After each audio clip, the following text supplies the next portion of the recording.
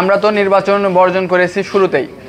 নির্বাচনের দিনে 3:30টার দিকে আমরা ওই সময় তাৎক্ষণিক যে প্রতিক্রিয়া, এই প্রতিক্রিয়ার মাধ্যমে আমরা নির্বাচন বর্জন করেছি। এবং আমরা এতদিন নির্বাচনী যে কালচার অথবা রাজনৈতিক কালচারকে আমরা সম্মান দেখিয়ে বিশ্ববিদ্যালয় প্রশাসন এবং আচরণবিধি থেকে শুরু করে নিয়ম নীতিকে সম্মান জানিয়ে আমরা প্রশাসনের কাছে নির্বাচন কমিশন বরাবর বারবার লিখিত দিয়ে আমাদের এই অভিযোগগুলোর সমাধান সুরাহা চেয়েছি।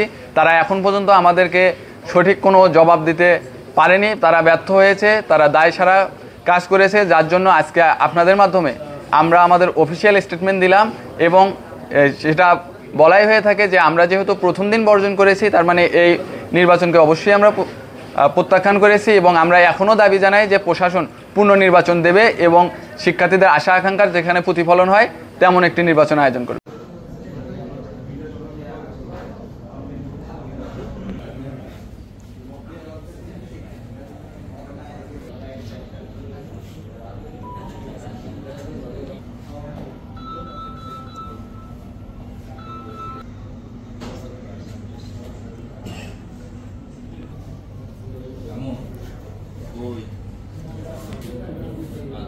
শুরু করবো তো তোমার জন্য ওয়েট করতেছি।